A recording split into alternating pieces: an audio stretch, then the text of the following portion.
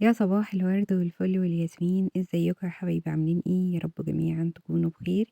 تعالوا بقى نبدأ يومنا. بس قبل ما تبتدي، انت اول مرة تشوفي الفيديو بتاعي انزلي اعملي لايك واشتراك وتعليقاتك بقى بعد ما تشوفي الفيديو. طبعا احنا عندنا هنا سوق اسمه سوق بدر النموذجي. ده بيكون موجود يومين في الأسبوع. السوق ده بيبقى شامل كل حاجة زي سوق التلات عندنا في المرج.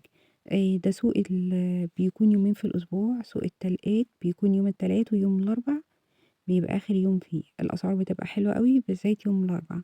هنا جبت 2 كيلو بطاطس كانوا عاملين 25 جنيه، والبصل كان الكيلو ب10 جنيه. وهنا فلفل أحمر البلدي كنت جايبة الكيلو ب10 جنيه عشان آخر اليوم، وطبعا عايزين يبيعوا ويمشوا. الطماطم كانت في سوق بدر التاني في الخزاك كانت عاملة 15، دي جبتها الكيلو ونص أو الكيلو ب8 جنيه، كيلو وربع ب10. جبت 2 كيلو ونص. حلو قوي.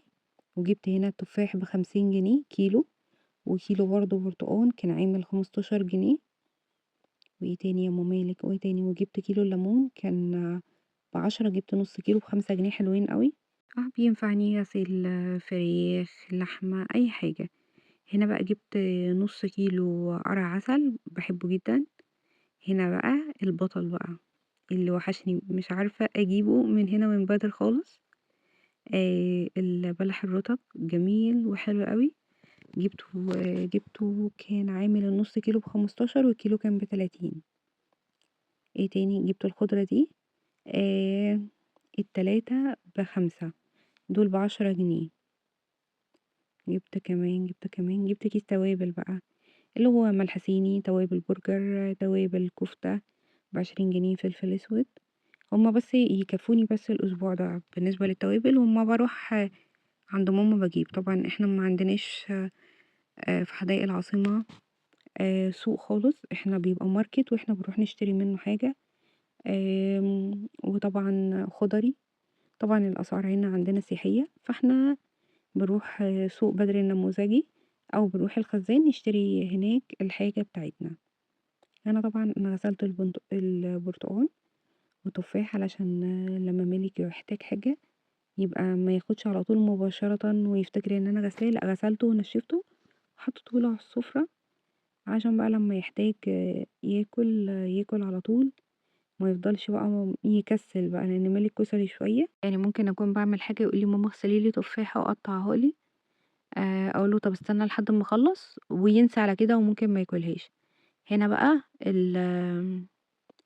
القرع العسل اديته بس شطفة، وهبتدي اقطعه واحطه في الحلة.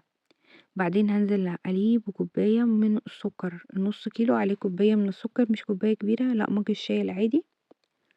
واسيبه بقى شوية كده، اسيبه مثلا ساعة، ساعة ونص على حسب، لحد ما الاقيه نزل المية بتاعته كلها. وبعدين احطه بقى على نار هادية لحد ما ادوس عليه كده بالشوكة الاقيه بيتهرس زي البطاطا بالظبط. هاخده اصفي ميته، وهتشوفوا الطريقة طبعا انا عاملاها معاكم في الفيديو. بصوا الطعم كان جامد جدا وتحفة، كان ما شاء الله جميل. انا عاملة النص كيلو وطلعت صينية صغيرة. بس عايزة اقول لكم كنا كل شوية بنروح عليها انا ومالك ناكلها، يعني ما سبناش حاجة لابو مالك. بصوا كان حلو قوي، حتى ان شاء الله باذن الله لما اروح السوق اللي جاي يعني هبقى اجيب منه. جميل جميل جميل، يا ريت تعملوه كمان بطريقتي هتعجبكم جدا.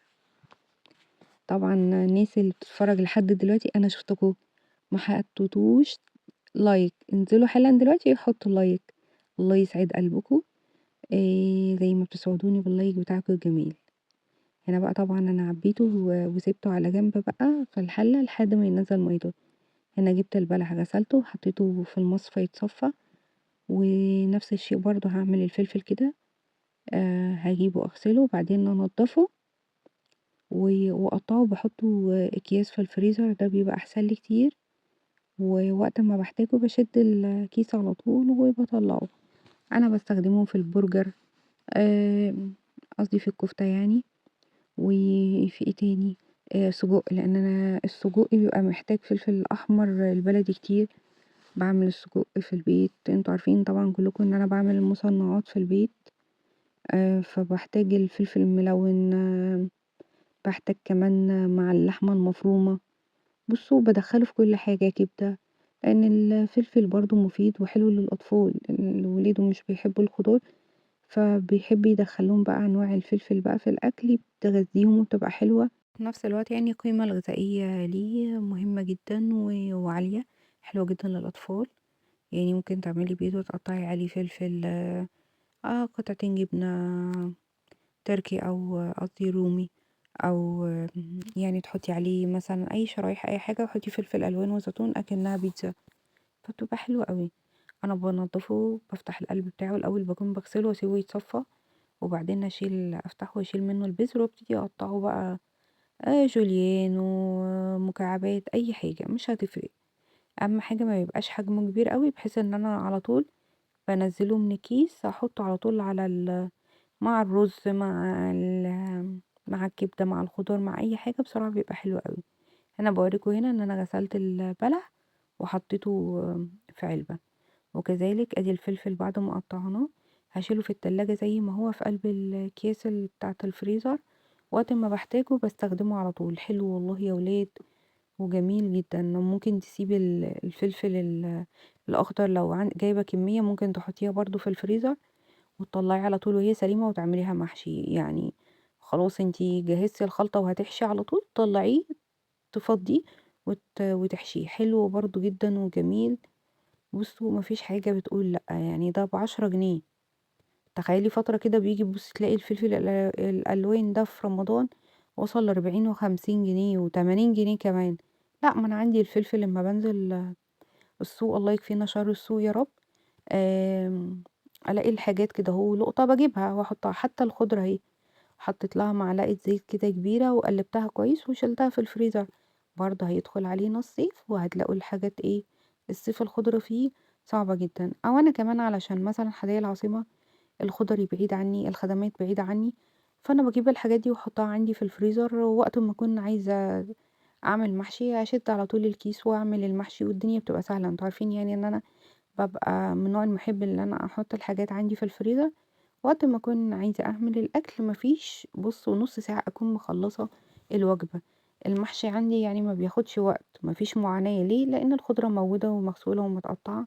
الطماطم متسبكة، يا دوبك هو البصل بس اللي هتقطّعه وهاحطه يعني أعمل التسبيكة بتاعة المحشي.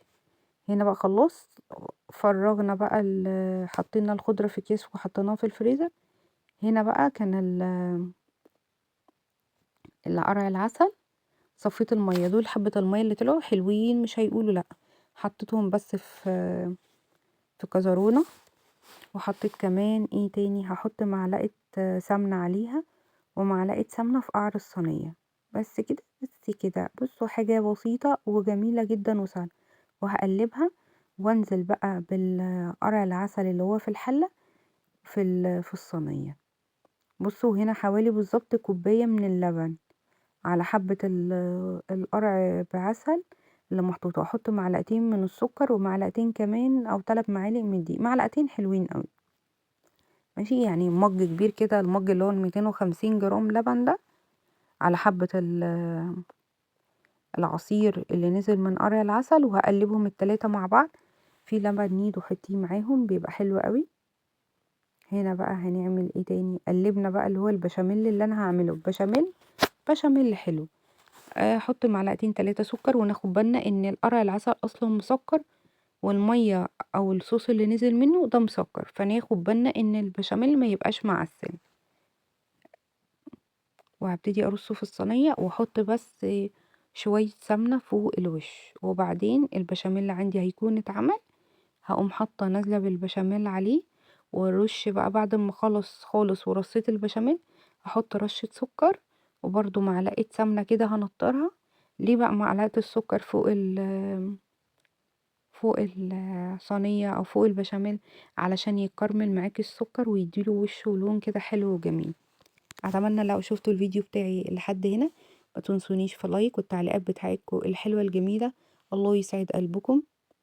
آمم، وطبعًا نصلي على الحبيب، اللهم صل وسلم وبارك عليك يا سيدي يا حبيبي يا رسول الله، ويسعد قلوبكم جميعًا. بُصّوا أهو، بُصّوا سهلة جدًا، يعني أنتِ لو قلقانة إن أنتِ تعمليه جربي في نص كيلو زي ما انا عملت كده. بصوا والله رهيب.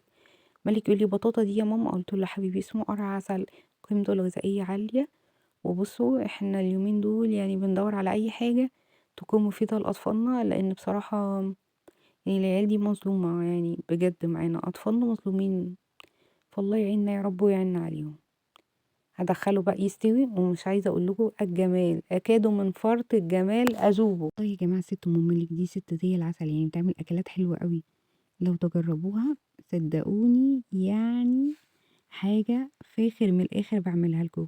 انا بوريكم كل حاجه وبعمل لكم حاجات يعني بصراحه جميله قوي. جربوها والله مش هتندموا. آه بصوا بقى، انا هقعد اكل معاكم اسمه ايه ده، قرع العسل بالبشاميل، حاجة كده جميلة. بصوا عمالة اكل يعني، انا عمالة اوصفه كده. طبعا لو شفتوا الفيديو بتاعنا لحد هنا ما تنسونيش في لايك وشير وسبسكرايب. اشوفكم في فيديو جديد، دمتم سالمين.